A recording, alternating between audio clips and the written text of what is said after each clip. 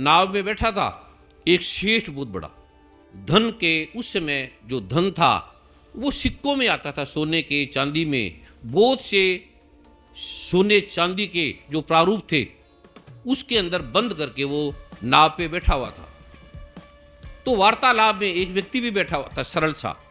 उस सेठ ने उससे पूछा, तुम क्या करते हो? कहते हैं ऐसी बस कार्य करता हूँ, छोटा मोटा काम है और मैं घूमता हूँ, सैर करता हूँ, कभी इधर कभी उधर। कहता पढ़े लिखे हो? कहते नहीं महाराज, गरीब हूँ, पैसे भी नहीं है, पढ़ा लिखा नहीं हूँ। कहते शादी हुई है? कहते नहीं शादी नहीं हुई।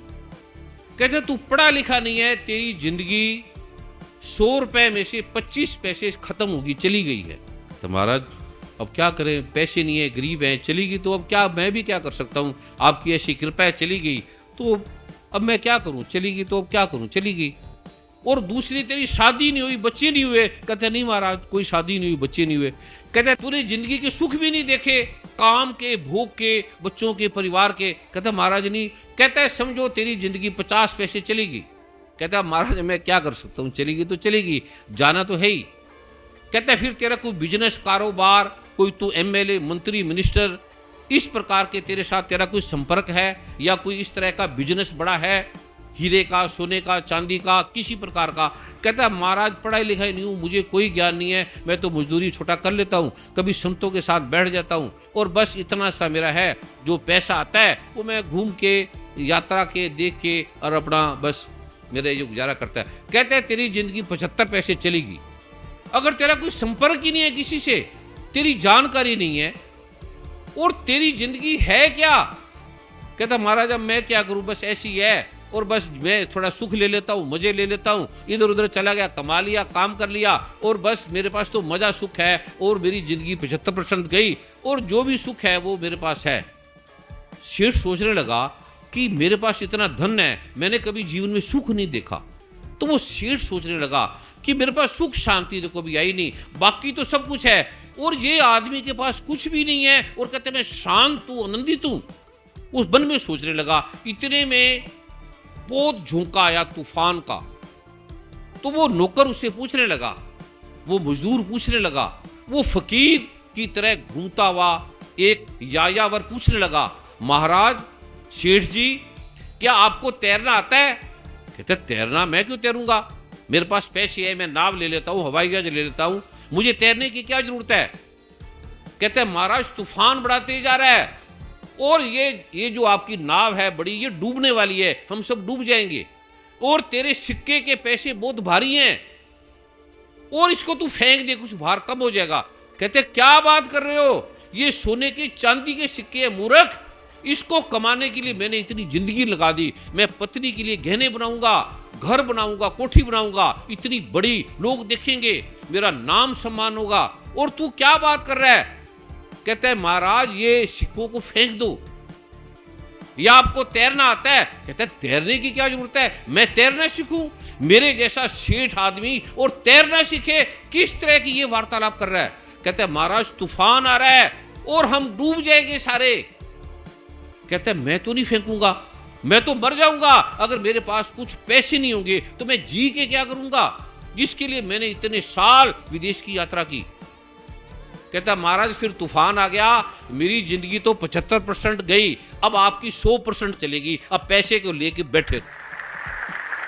तो तूफान आया और उस यायावर ने, उस फकीर ने छलांग लगाई और तैर के पार चला गया और सेठ, उसकी नाव और सारे धराशायी हो गए, डूब गए। फिर उस यायावर ने आवाज दी, अभी तू डूब रहा है और डूबते डूबते उस पैसे को पकड़ रहा है।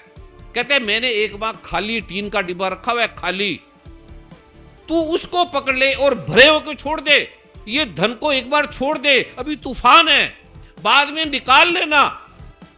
कहते मैं मर जाऊंगा पर ये अगर मैंने पार ही करना है तो टीन का, ये भी तो टीन है, मैं इसी पे चढ़ के पार हो जाऊंगा। तो वो उसने खाली टीन को छोड़ दिया और भरे को बैठकर और समुद्र की अनंत गहराइयों में चला गया, लीन हो गया, विलीन हो गया, अपने धन के साथ, अपनी दौलत के साथ, अपने ज्ञान के साथ, अपने भौतिक विज्ञान के साथ। भौतिक विज्ञान दे क्या रहा है? आपको उन्नति तो दे रहा है लेकिन अथाह दुख दे रहा है, रोग दे रहा है, संकट दे रहा है, पीड़ा दे रहा है, आप भौतिक उन्नति भी करो, ये और ज्यादा करो, मैं इसका विरोधी नहीं हूं, लेकिन ये मूल जो संस्कृति है हमारी, इसे आप भूल गए, बच्चों को भी नहीं पढ़ाते। ऋषियों की जो परंपरा है, जो भगवान श्री कृष्ण ने, भगवान नारायण ने, स्वामी दयानंद ने, वेदों के ऋषि ने दी, वो भूल गए आप। जो सतगुरु नानक ने दी, वो भूल गए। ये जो मैं आलोक दे रहा हूं, ये मैंने वैज्ञानिकों पे जांच के, बड़े बड़े बुद्धिजीवी वर्ग के, उनके पास गया, देखा, उनको बताया, उन्होंने बार बार देखा। और मैं भी नहीं मानता था, वैज्ञानिक बुद्धि का था। भारत के राष्ट्रपति, भारत के प्रधानमंत्री, अनंत अनंत देशों के राष्ट्राध्यक्षों के मैं विशेष प्रारूपों में रहा, सानिध्य में रहा, और मैं भी इस मूर्ति पूजा, पाठ पूजा को आडंबर कहता था। हम मानते नहीं थे। साधु वेश में जिसे देखते थे, हम वहां से हट जाते थे, मजाक करते थे, ये क्या है, इससे क्या होगा। वैज्ञानिक बुद्धि का था। ये जो सनातन मर्यादा का लोक भगवान नारायण ने दिया, इसको भूलने से श्री गुरु ग्रंथ साहब प्रमाण है, परमेश्वर तो भूलिया व्यापन सभी रोग, सारे रोग आपकी कष्ट पीड़ाएं परमात्मा के उस तथ्य को भूलने से हैं, उसको भूल गए।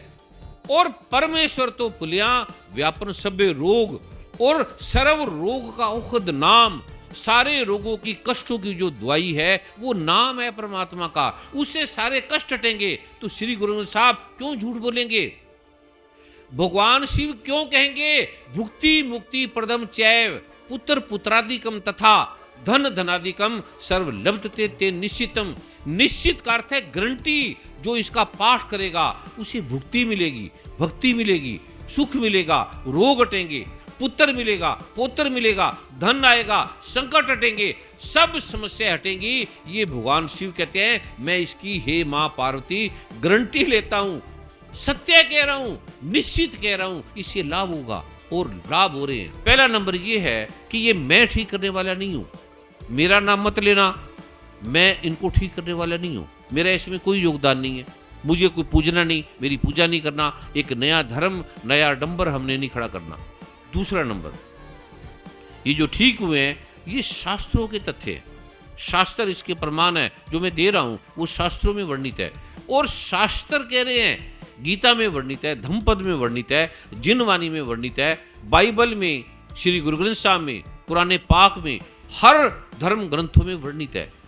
दूसरा, आप नास्तिक है, नहीं मानने वाले, आत्मा परमात्मा को मानने वाले नहीं है, वैज्ञानिक है, तो भी कोई बात नहीं, तो भी ये मैं विज्ञान के प्रारूप से आपको